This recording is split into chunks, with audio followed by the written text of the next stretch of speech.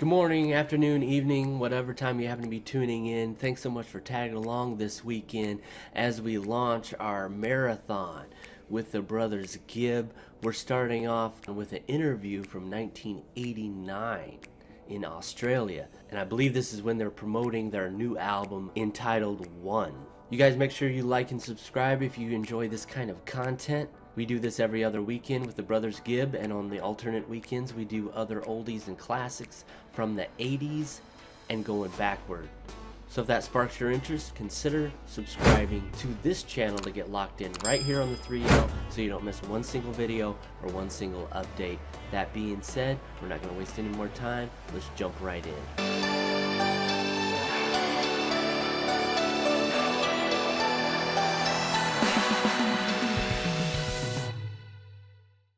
Particularly good also to be able to say hello to Aussies who've made it, who've done it.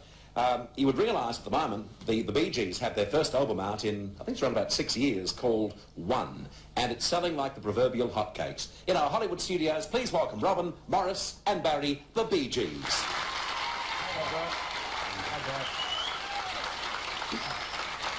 Welcome, guys. It's great to talk to you, and the good news I can give you right from the kickoff is that we looked for a copy of the album cover to show on air today, and yesterday afternoon we gave up after 17 shops. Each one had sold out of the album, which I think is great news for you. Fantastic. That's wonderful. That's lovely.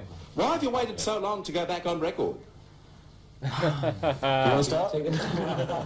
Well, I'll choose. What about you, Barry? You answer that one. Well, yeah, quite a few reasons actually, but about the end of the fever syndrome, of spirits having flown in that period, about 1980, we were pretty well saturated at radio with our records, and it got very, very just too much. We had to pull away. We had to stop being the Bee Gees for a little while and concentrate on individual things.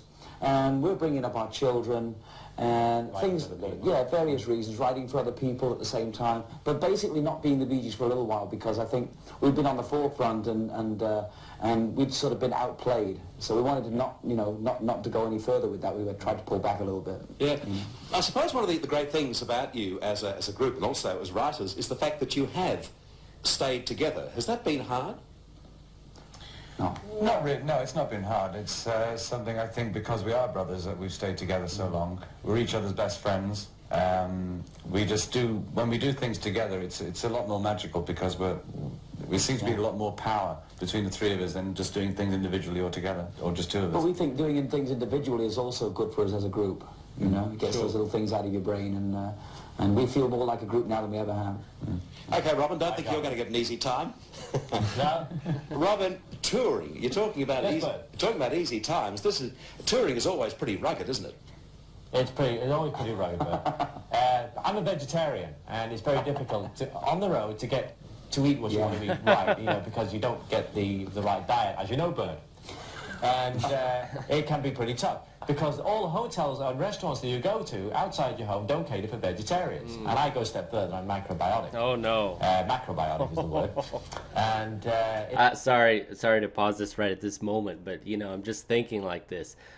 People on the road, they're kind of in a rush trying to get their schedules, get in the city, set up their equipment, do their thing, and it's just kind of rush from that whole tour, a bus tour type of life. And they'll hit up fast food joints, Burger King, Steak and Shake, places like that, and it's just really not good for you. However, I don't know if I would go to the lengths Robin is going here. I have to have some sort of protein, have to have some sort of meat in my diet, but again, these fast food places are not really good for you. it's very difficult for restaurants and hotels to cater for this. Look at this camera. This. Hi, Bert. to cater for this. It's that camera with the light on. Are you getting all this? Yes. Just say it again. Very rugged. Yeah, just look at the It can be very rugged if you are a vegetarian macrobiotic, because restaurants and hotels do not serve it, Bert. And, also getting the right sleep, it can be very difficult on the road. But this is great. We're having a good time. We're looking forward to getting down to Australia and doing the Australian leg. We'll be down there in November. Are you the only one of the guys that is vegetarian? Barry's a vegetarian as well. He eats the odd bit of chicken, though, don't you, Barry? Yeah, Morris eats anything. Yeah, I Yeah, I was going to say, cut off Morris, its head. why not This is you? an old... I don't know. I mean, I've always remained at 140 pounds, 10 stone. I've always remained at that level since I was 18. I've just never gone up or down. So I just eat anything, you know, cut off its head and wipe its, you know, anything. Guys, getting back to the album, on one, there's a real change in style. Did that take very long to develop in the writing? Do you want to answer that one? Not really. It's just an ongoing thing with us. If see, we write all the time because we like to look at what we do as perhaps some sort of gift when we were born, but also it's very much a craft, and you have to keep doing it. And if we stop writing for a little while, we get a little stale, and it doesn't work the same way. So we keep writing, and this album is basically an onflow from ESP, but it's subject to its own changes. It's had its own changes. We make our changes sort of subconsciously, and if there are differences, but basically that. It's not a conscious thing. Barry, when you were starting out all those years ago and you came to fame here in Australia through Bandstand and other programs, or mainly through the Brian Show, did you ever imagine if you were to make it as big as you did, that there'd be as many pressures as you've discovered? All I know is that when we were children and we were growing up in Australia, there was really nothing else we wanted but to be famous, and we wanted to be famous internationally. And there were pressures even living in Australia from doing what we were doing. There was always people always critics, and always people saying, well, the Bee Gees can't really do it, or there was always opposition of some sort. So we've sort of lived with it all our lives. We've always felt that we've always believed in what we do. We've always believed that we could make it, and we've never looked back from that, and we don't look back from it today. So yeah, there are obstacles, but that's fine. We're ready for them. You know, there's always critics all the time. You know, it doesn't matter what you do. You know, what occupation you find yourself in. There's always people who you know, want to stop you or think that you can't succeed, or, you know, and really all it is they know within themselves, most likely, that they're not going anywhere. So they want to try to stop anyone who has the drive and the ambition to make something of their lives. If they're not going anywhere, if they find themselves in their life in neutral, they want to try to neutralize everyone else along with them. It's too bad. Morris, Even the past and the future. this is probably a question that you're asked so often, you're tired of it, and it shouldn't come from someone in Australia like myself, but once and for all, can you please tell us how you got the name The Bee Gees? Right. I see. No problems, Bert. Yeah, Well, it first starts with Speedway, right? the Speedway. Yeah. Do you want to take this? Sorry about that interruption, guys. She got me good. She got me really good. Right in the middle of the recording. My heart just came up from my chest. Woo! Okay. Let's continue on. Once and for all, can you please tell us how you got the name The Bee Gees? Right. I see. No problems, Bert. yeah. Well, it first starts with Speedway, right? the Speedway. Yeah. Do you want to take this? It's a speedway in Redcliffe, outside Brisbane, where we used to live, and there was a racing driver called Bill Good, a disc jockey called Bill Gates from 4BH in Brisbane, and he sort of loved what we were doing. We played in between the races. Sometimes when the races were on, it was hard picking money off the tracks, I can tell you. So we did it on the back of this truck, you know, and they saw us the next day. They came round and they were discussing about doing an acetate at 4BH and wanted to manage us. And there was the three initials of Barry, Bill Gates, Bill Good, the brothers Gibb, and also my mum Barbara Gibb. So the initials BG, there was a lot of them about. So we were called Bee Gees, which was B.G''S in those days. Right. And we started to get more hip and add the E's. What about lifestyle now for you guys? Robin, this one to you. What sort of a life do you lead, apart from being so vegetarian? Yeah, Robin, what sort of... In terms of like hobbies and things? Well, what do you do, especially when you haven't been What do I do, recording for so Bert? long? I like to read a lot. I read a lot of books, and I like to read about history. I like to read about World War II, the Black Plague, the French Revolution. You can tell a person's character by the books he reads, it's one said. I don't know who said it. I think it was Oscar Wilde who won. You're pretty light, are you, obviously? Yes, I like read, yes, and I like to do it mostly just before going to sleep. But Barry likes tennis. He likes to, but I he like likes to do it mostly before going to sleep as well. Barry likes tennis a lot, but he also borrows the books that I read when I'm finished with them. Sure.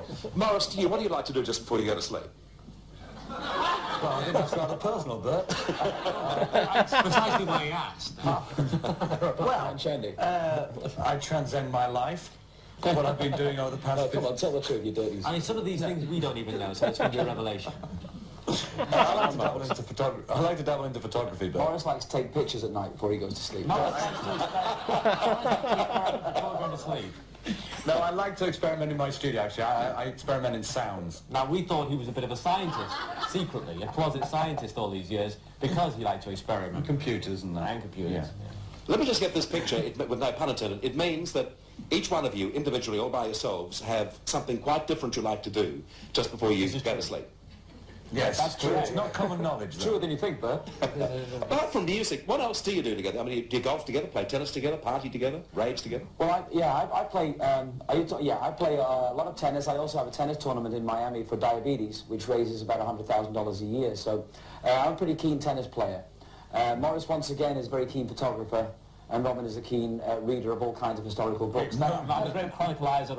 I just read and... Note the word keen. Yeah, you've got to be keen. Yeah. Barry, just back to you, just for a very serious moment. I notice on the album there's a song dedicated to your brother Andy. Of course, I mean, these wounds are very, very deep. You hope only the time is going to eventually not write anything, but certainly make it a little easier for you. But how did you guys cope with that tragedy? Well, it was a very devastating thing. Devastated the whole family. Nobody really expected anything like that to happen to Andy. It's been a very spiritual experience for us. It's made us all much more interested in the metaphysical side of life, and it's made us want to perform much more than we would have normally. We want to get up and be counted. We want to play our music live. We want to become a performing group like we used to be. As you know, in Australia, we were a performing group even before we ever had a hit record. We want to get back to those kind of roots, and I think losing Andy has brought that out in us, in that we always feel that he was a very gifted person, and a lot of it was wasted for various Definitely was. reasons, and we don't want to waste what we do, and I think that's been a lesson to us. We want to do everything we can do and get better at it. You know, and I think Andy's responsible for that also. Barry, is there any guilt because Andy wasn't one of the Bee Gees and he went? Yeah, we all feel guilt of certain kinds. You know, the whole family does. When you lose somebody close to you, I don't know if this has ever happened to you or your viewers, but when you lose somebody close to you, you go through a transformation. You feel very, very guilty and angry. And yes, we all feel guilt. We all feel that there were certain things that we always wanted to say and we didn't say, and there were certain arguments that we never wanted to happen but happened. And I think this happens to a lot of people who lose somebody close. So yes, the guilt is there. Were you at peace with him before he died? Yes, we were.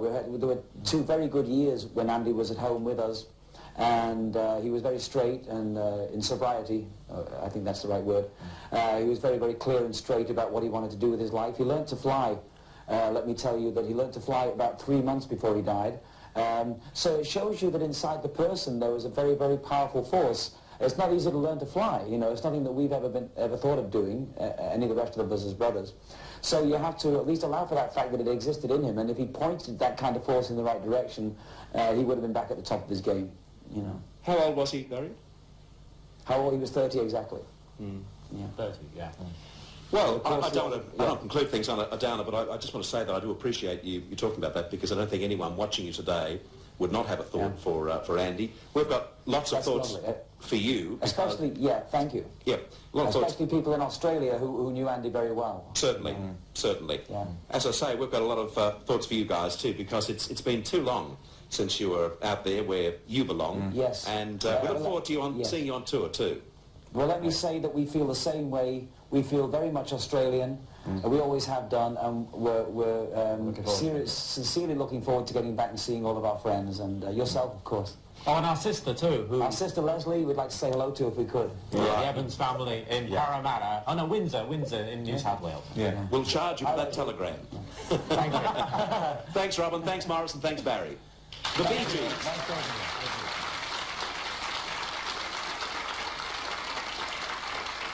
That's the album. Again, folks, just another heartfelt interview, and as always, this is just another piece of their lives that I wish I would have been introduced to sooner. Just haven't been able to get to it, but great interview. As they were speaking about Andy, and for some, it may be a sensitive subject, but as they begin discussing their baby brother, I begin to start thinking about some people in the comments section talking about, how they felt with certain interviews, certain talk show host bringing up Andy into the conversation is very insensitive, and honestly, I personally I don't understand that. Bringing up the loss of someone's family member, their own brother, flesh and blood, is something that, is just natural. It's human nature to want to know how the surviving members, the surviving brothers, took it. What is their take on losing their brother when their bond was so close? I just think it's natural. And when I was reading that, I was wondering what's so insensitive about bringing up Andy. A lot of viewers, a lot of fans, global fans across the world. This is something that they want to know. If you're a very close, avid, hardcore Bee Gees fan, and something this devastating happens, personally, I feel that any interviewer that doesn't bring up their brother Andy into the conversation, that's what I would consider to be inconsiderate or insensitive. Thanks so much for watching this with me, and I just thoroughly enjoyed this interview from start to finish. We're going to delve into a lot more interviews with these brothers. It's so fun to watch these and learn more and more, bits and pieces of their lives and their takes on everything. Thanks so much for watching this with me, and until next time, folks, take care and God bless.